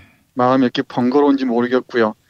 그럼에도 여러분들께 고마운 게 매일매일 오늘 읽는 책을 감당해야 해서 이런저런 책을 뒤지는 게 그나마 다행이 아닌가 싶습니다. 예. 독서의 미학을 얘기할 때마다 인용하는 구절 중에 하나이기도 한데요. 헨리 데이빗 소로가 독서에 관해서, 고전에 관해서 책 읽기에 좌표가 될 만한 그런 얘기를 하고 있습니다. 그 구절을 여러분에게 읽어드리도록 하겠습니다. 예. 모험심 있는 학생이라면 어떤 언어로 쓰였고 얼마나 오래전에 쓰였는지 상관없이 늘 고전을 공부한다. 고전이란 인간이 가장 고귀한 사상을 기록한 것이 아니고 무엇이란 말인가? 고전이야말로 수락하지 않은 유일한 예언자요. 가장 최근에 떠오른 의문에 대한 대답을 담고 있다. 자연의 역사가 유구하다고 해서 자연에 대한 연구를 게을리해서야 되겠는가? 제대로 독서하는 행위, 즉 가치 있는 책을 읽고 그 참뜻을 파악하는 행위는 고결한 수련이며 현 시대가 찬미하는 어떤 수련 과정보다도 철저하게 독자를 단련시킨다. 독서를 제대로 하려면 운동선수처럼 평생 훈련을 지속적으로 받아야 한다. 저자가 신중하고 조심스럽게 책을 쓴 만큼 독자도 신중하고 조심스럽게 읽어야 한다. 그러면서 제가 언젠가 말씀드렸죠. 등산하는 사람들에게 등산 근육이 필요하듯이 걷는 사람에게 걷는 근육이 필요하듯이 독서하는 사람들은 독서 근육이 필요합니다. 그게 하루아침에 이루어지진 않겠지만 이렇게 하나씩 책을 읽어가는 게 바로 현재의 문제를 해결하고 내 안에 있는 무궁무진한 가능성들을 탐사하고 발견하는 그런 하나의 길이 독서라고 우리 데이빗 소로도 얘기하면서 이런 얘기들을 덧붙여요. 책은 세상에서 가장 귀중한 보물이며 후대에 물려주기에 가장 적합한 수단이다 하고 얘기를 합니다. 그리고 책 읽기 교육을 제대로 시키지 않은 사회야말로 야만이라고 얘기하는 겁니다. 이런 구절 보면은 뭐 한국의 교육 현실이 그대로 보일 겁니다. 잠깐 볼까요? 대학 교수들 가운데 그리스어를 습득했더라도 그리스 시인의 작품을 이해하고 그 내용에 관해 독자와 교감할 능력이 있는 사람은 없다. 이 마을 사람들 중에 성서나 경전의 제목만이라도 말할 수 있는 사람이 있는가? 길에 떨어진 은화를 줍기 위해서라면 누구든 수고를 아끼지 않으리라. 고대 최고의 현인들이 언급하고 후세대마다 그 가치를 인정한 주옥 같은 지혜의 글이 있는데 우리는 학교에서 인문서나 교과서 같은 쉬운 책을 배우고 졸업하고 나서도 청소년이나 초보자 대상으로 쓰인 이야기책이나 뒤지고 있다. 그리하여 우리 독서나 대화, 사고 수준은 피그미족이나 난쟁이 키만큼 낮은 수준에 머물게 된다. 하면서 교육을 통해 독서 수준을 높이지 않는 그 사회는 야만적이라고 얘기를 합니다. 저는 여러 차례 말씀드리지만은 한국 사회가 이 경쟁의 논리로 우리를 훈련하는 그리고 입시, 오늘이 수능이어서 좀 죄송합니다만은 입시에 올인하는 이런 사회에서 아주 수준 높은 독서들, 깊이 있는 이해들, 또 아주 내밀한 대화들, 토론들이 거의 불가능한 사회가 되어버렸죠. 그러니까 우리가 나갈 길은 이보다 훨씬 더 먼지도 모르겠습니다. 또 하나 이어서 우리가 주목해야 될 게 이 소유나 문명에 대한 신랄한 비평에도 주목해야 될 것 같습니다. 이와 관련해서 몇 구절 보도록 하지요. 농부가 집을 장만하게 되면 부유해지기는커녕 집 때문에 더 빈곤해진다. 우리 하우스푸어라고 종종 얘기하잖아요. 그걸 떠올리면은 될 것 같습니다. 왜냐하면 그가 집의 주인이 되는 것이 아니라 집이 그의 주인이 되기 때문이다. 이렇게 얘기하고요. 또 이어서 보면은 대다수 사람들이 마침내 모든 편의를 제공하는 현대식 주택을 소유하거나 임대하게 되었다고 치자. 문명이 발달하면서 우리의 주택도 개선되어 왔지만 그 안에 거주하는 사람들은 집만큼 개선되지 않았다. 문명은 궁궐 같은 집을 창조했지만 그러한 저택에 걸맞은 기품을 지닌 인간을 창조하는 일은 쉽지 않았다. 문명인이 야만인보다 더 가치 있는 목표를 추구하지 않는다면 그저 구질구질한 생활 필수품만을 장만하고 안락하게 살기 위해 평생 일해야 한다면 문명인이 야만인보다 더 좋은 집에 살아야 할 이유가 무엇인가? 이렇게 얘기합니다. 쉽게 설명하자면 아주 위생적이고 거창한 궁궐 같은 집을 창조하긴 했지만 머릿속은 텅 비어서 정말 우리가 따옴표 치고 말씀드리겠습니다만 야만인만도 못한 정말 그런 저질의 인간들이 되어버렸다는 얘기입니다. 그러면서 문명의 이기가 존재하는 나라에 사는 사람의 생활 여건이 야만인의 생활 여건만큼 열악하지 않으리라는 생각은 섣부른 추측이다. 이제 열악한 환경에 놓인 부유층이 아니라 열악한 환경에 놓인 빈곤층에 대해서도 우리는 깊이 고민해야 한다. 가난의 문제도 얘기하는 거죠. 구조적인 가난의 문제도 인간들을 점점 더 야만화한다는 것입니다. 야만화한다는 게 원주민을 비난한다 이런 식으로 이해하지는 말아야 될 것 같습니다만 그러면서 풍자적으로 얘기를 하기도 해요. 우리는 이승에서 가족이 살 저택을 짓고 저승에서의 생활을 위해 가족묘를 만들었다. 최고의 예술작품은 속세의 굴레에서 해방되고자 하는 인간의 투쟁을 표현한다. 그러나 우리는 기교를 부려 속세의 굴레를 더 안락하게 만들고 보다 고결한 형태의 삶은 완전히 잃어버린다. 이렇게 얘기를 합니다. 그러면서 이 세속의 화폐나 돈의 족쇄에 차여서 우리가 나아갈 방향, 삶의 깊이 있는 의미 같은 것은 모조리 박탈당해버렸다는 게 이 사람의 얘기입니다. 조금 더 읽어보겠습니다. 예. 탐욕과 관련해서 비판하는 구절입니다. 어떤 사람이 호수를 고유명사로 플린츠라는 이름을 줘서 호수라고 했나 봐요. 그러니까 호수까지도 네 소유로 삼고 싶으냐 하면서 신랄하게 아주 비판한 부분입니다. 예. 자신과 마찬가지로 탐욕스러운 이웃에게서 호수의 권리증을 넘겨받거나 법적으로 권리를 인정받았다고 해도 호수를 소유할 자격이 없는 자, 호수에서 금전적인 가치밖에 볼 줄 모르는 자, 그의 존재 자체가 호수에게 저주인 자, 호수 주위의 땅을 황폐하게 만든 자, 호수의 물을 모두 써버리고 싶어 안달이 난 자, 호수가 차라리 건초더미나 덩굴 월귤 밭이었으면 좋겠다고 생각하는 자, 예. 호수가 아무짝에도 쓸모없다 생각하고 호수의 물을 모조리 빼내 그 바닥에 있는 진흙을 팔아먹을 자, 자기 방앗간에 물레방아를 돌리지도 못하는 호수는 쓸모없다고 여기고 호수를 바라보는 것을 영광스러운 특권으로 여기지 못하는 자, 나는 그런 인간의 노동과 모든 것이 금전으로 환산되는 그의 농장을 존중해 줄 수 없다. 돈벌이만 된다면 자연 경관과 신도 장에다 내다 팔 인간, 물건을 사고 파는 상행위를 신처럼 숭배하는 인간, 그런 인간의 농장에서는 아무것도 거저 자라지 않는다. 그런 인간의 들판에 여무는 것은 곡식이 아니고 목초지에 피는 것은 꽃이 아니며 나무에 연그는 것은 열매가 아니다. 그것은 돈이다. 자기가 기른 열매의 아름다움을 소중히 여길 줄 모르고 열매를 팔아 돈이 되어야 비로소 결실을 맺었다고 생각하는 인간. 그런 인간을 나는 존중할 수 없다. 진정한 부를 누리는 빈자는 어디에 있는가? 농부는 가난할수록 존경스럽고 내 흥미를 자아낸다. 하면서 얘기를 합니다. 나중에 언젠가 우리가 칼 막스 얘기를 할 때가 있을 텐데다마는 예. 칼 막스가 경제학 철학 수고에서 얘기한 이게 1844년인데요.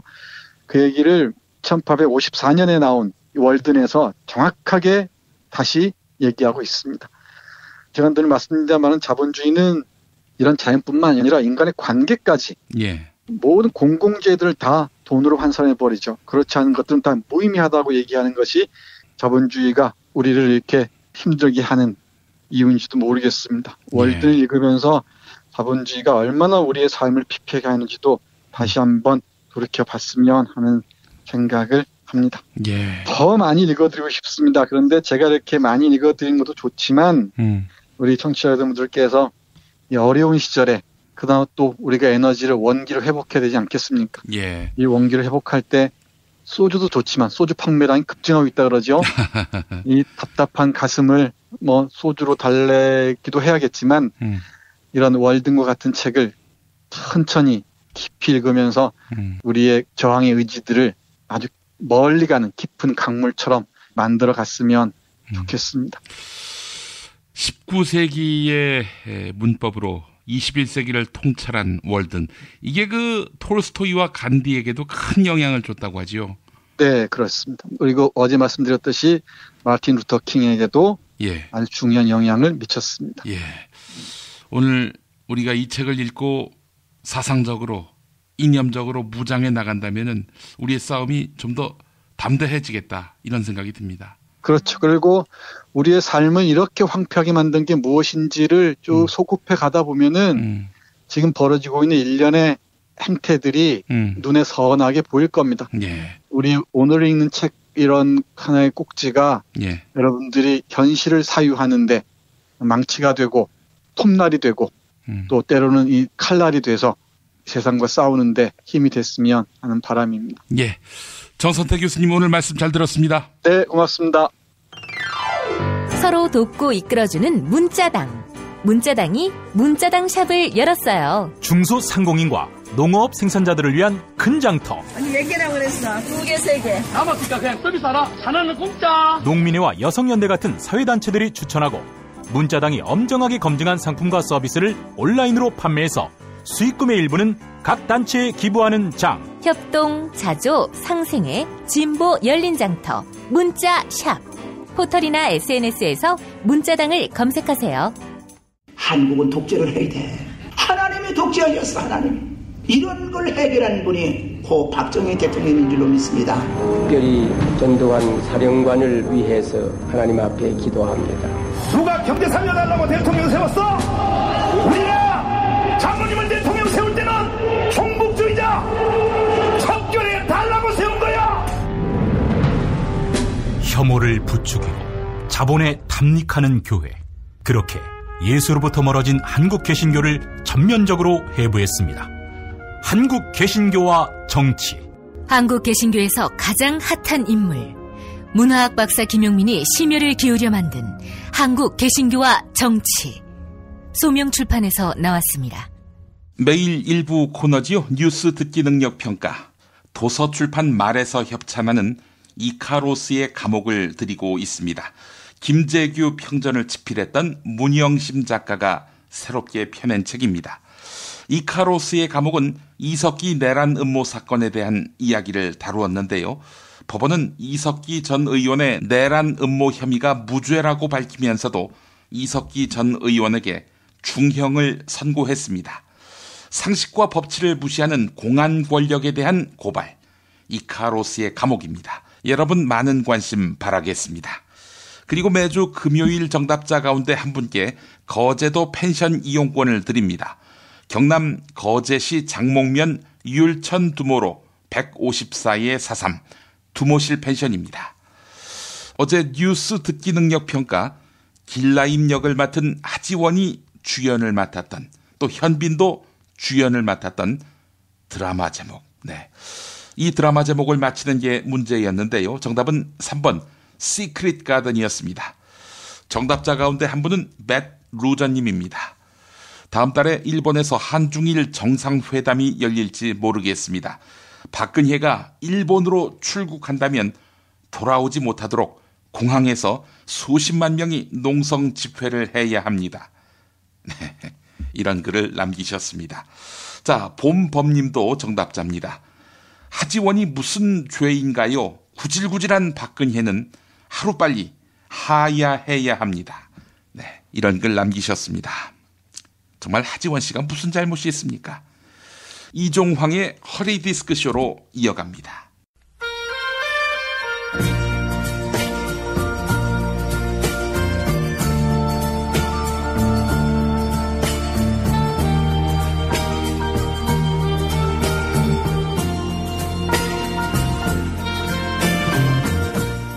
여러분 안녕하십니까? 여러분의 DJ 이종황입니다. 이종황의 허리디스크쇼, 여러분의 신청곡과 사연으로 함께하는 시간입니다. 오늘은 고 백남기 농민의 사인을 병사라고 주장해왔던 의사 뱀선아님이 사연 보내오셨습니다. 이분을 잠시 잊고 있었네요. 어떤 사연이 생긴 걸까요? 읽어보겠습니다. 이 선생님 안녕하십니까? 저는 어떠한 압력에도 의학적 소신을 굽히지 않는 진짜 의사 뱀선합니다. 온 의료계 또 학계가 저에게 다구리를 가해도 저는 고 백남기 농민의 사인을 비영사라고 주장했습니다. 저는 두렵지 않았습니다. 왜냐하면 저의 뒷배를 서울대 비영원장 서창돌님이 봐줬으니까요. 비영원장이 내 편인데 뭐가 두려울 게 있겠습니까? 그런데 이 서창돌이가 저의 뒤통수를 치고 말았습니다. 고 백남기 농민의 사인을 비영사가 아닌 외인사로 입장을 바꾸라면서 저를 회유했던 것입니다. 그러더니 어제는 저를 서울대병원에서 보직 해임해버렸습니다. 이로써 저는 평교수가 되고 말았습니다. 서울대병원 과장의 권력과 끝발은 하늘을 찌르는데 별 볼 일 없게 된 것입니다. 저 때문에 백남기 농민의 장례가 미루어지고 서울대병원의 이미지가 실추됐다나 뭐라나. 이 선생님, 박복근혜님의 주치의까지 했던 서창돌이가 어떻게 저를 버릴 수 있습니까? 제가 박복근혜님과 뜻을 같이 하는 걸 알면서 저의 모가지를 날리다니 이 도저히 이해할 수가 없는 것입니다. 이런 걸 꼬리 자르기라고 하던가요? 제가 다시 과장이 되고 서창돌이보다 승승장구할 방법 어디 없을까요? 네, 이런 안타까운 사연을 보내오셨습니다. 이렇게 해보면 어떨까요? 뱀선아님이 잘린 이유는 서울대병원 경영에 손해를 끼쳤다는 거 아닙니까? 요즘은 늙은 길라임 씨가 병원에서 남몰래 치료받고 또 먹튀한 사실로 장안의 화제 아니겠습니까? 바로 그 늙은 길라임 씨가 뱀선아님의 단골 손님이었다, 이렇게 소문을 내는 겁니다. 뭐 어차피 증거도 없으니까 우기는 거지요. 물론 청와대는 당연히 아니라고 하겠지만 누가 요즘 청와대 말을 믿겠습니까? 대통령이 몰래 찾는 명의, 그런 소문이 난다면 더 많은 인파가 서울대병원에 몰리지 않겠습니까? 네? 늙은 길라임이 신경외과에 올 일이 뭐가 있냐고요? 그 늙은 길라임 뇌 손상이 심각한 상태 아닙니까? 네? 그딴 소리 하지 말라고요? 목숨이 하나라고요? 알겠습니다. 그럼 이런 방법은 어떨까요? 사실 뱀선아님은 워낙 전국적으로 개새끼라는 소문이 파다해서 회생이 불가능한 상태 아닙니까? 이참에 진짜 개새끼가 되는 겁니다. 진돗개가 되는 거지요. 두 손을 두 발로 바꿔가지고 멍멍 이러고 다니는 겁니다. 사실 기업 망하기 일보 직전인 회사 회장인데도 진돗개를 올림픽 마스코트로 정하고 돌아오라, 이렇게 지시할 정도로 개새끼한테 눈이 뒤집힌 늙은 길라임의 사랑을 받게 될 것입니다. 그런 다음 월월 나 서울대병원장 시켜줘 월월 이러는 겁니다. 그러면 최초의 개새끼 출신 서울대 비영원장이 되는 거 아니겠습니까? 네? 개 같은 소리 그만하라고요? 야, 이 개새끼야, 그걸 아는 새끼가 국가폭력으로 돌아가신 분을 감히 능멸해? 이 개새끼야, 유가족들 가슴에 대못을 받고 출세 한번 해보겠다고 의사 양심 팔아치우고, 너 같은 개새끼 하나 때문에 서울이며 지방이며 시민들이 몇 날 며칠 서울대병원에서 밤샘 보초 서고, 너는 백수가 아니라 죄수가 돼도 모자라, 이 개새끼야. 하여간 이런 어처구니 없는 사연은 즉각 처리해야 합니다.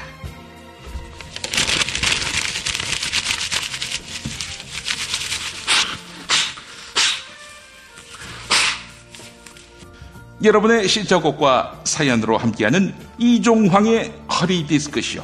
네, 안 되는 줄 알면서도 병사를 주장한 뱀선아님에게 이 노래 보내드립니다. 쿨 시스터즈의 왜 그랬을까.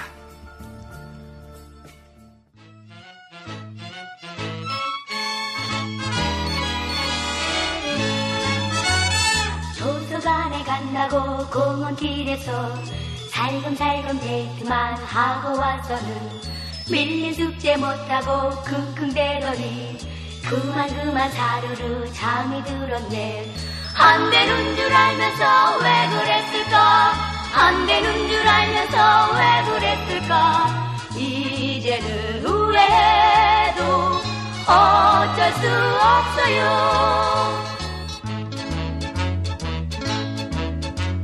시끄러운 찻집에 홀로 앉아서 메모지에 낙서만 하고 있다가 시험지를 받아들이 아는 게 없어 또르르르 연필만 굴리고 있네. 안 되는 줄 알면서 왜 그랬을까. 안 되는 줄 알면서 왜 그랬을까. 이제는 후회해도 어쩔 수 없어요.